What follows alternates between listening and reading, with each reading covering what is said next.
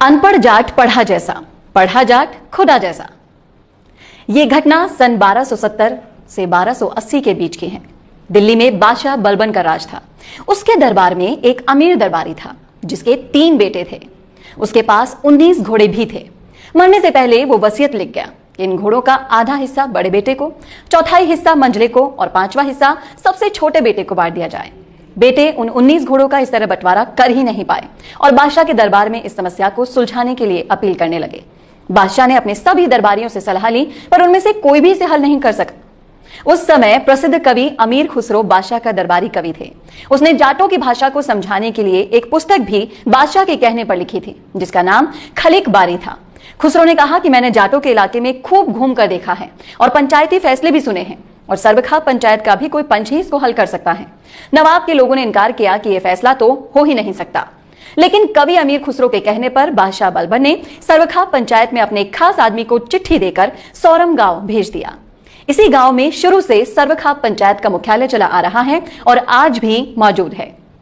ये चिट्ठी पाकर पंचायत ने प्रधान पंच चौधरी राम सहाय को दिल्ली भेजने। चौधरी राम सहाय ने अपना परिचय देकर कहना शुरू किया, शायद इतना तो आपको पता ही होगा कि हमारे यहाँ राजा और प्रजा का संबंध बाप बेटे का होता है और प्रजा की संपत्ति पर राजा का भी हक होता है। इस नाते मैं जो अपने घोड़े साथ लाया हूं उस पर भी राजा का हक बनता है। इसलिए मैं ये अपना घोड़ा आपको भेंट करता हूं और इन 19 घोड़ों के साथ मिला देना चाहता हूं। इसके बाद मैं बंटवारे के बारे में अपना फैसला सुनाऊंगा। बादशाह बलबन ने इसकी इजाजत दे दी और चौधरी साहब ने अपना घोड़ा उन 19 घोड़ों वाली कतार के आखिर में बांध दिया। इस तरह कुल 20 घोड़े हो गए।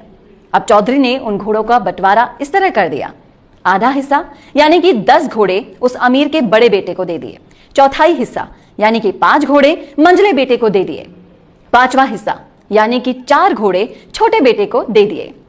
इस प्रकार 19 घोड़ों का बंटवारा हो गया। 20वां घोड़ा चौधरी राम सहाय का ही था जो बच गया। बंटवारा करके चौधरी ने सबसे कहा, मेरा अपना घोड़ा तो बच ही गया है, इजाजत हो तो इसको मैं ले जाऊं। बादशाह ने हाँ कह दी और चौधरी साहब का बहुत सम्मान किया और बहुत सारी तारीफ की। चौधरी राम सहाय अपना घोड़ा लेकर अपने गांव सौरम की तरफ कूच करने ही वाले थे। तभी वहां पर मौजूद कई हजार दर्शक इस पंच के फैसले से गदगद होकर नाचने लगे और कवि अमीर खुसरो ने जोर से कहा, अनपढ़ जाट पढ़ा जैसा, पढ़ा जाट खुदा जैसा। सारी भीड़ इसी कहावत को दोहराने लगी। तभी से यह कहावत हरियाणा, पंजाब, राजस्थान और उत्तर प्रदेश और दूसरी जगहों पर फैल गई। यहां यह बताना भी जरूरी है कि 19 घोड़ों के बंटवारे के समय विदेशी यात्री और इतिहासकार इब्न बतूत भी वहीं दिल्ली दरबार में मौजूद थे और ये वृतांत सर्वखा पंचायत के अभिलेखागार में भी मौजूद हैं। तो दोस्तों, ये है जाटों का इतिहास। कैसा लगा आपको? हमें कमेंट बॉक्स में कमेंट करके जरूर बताएं।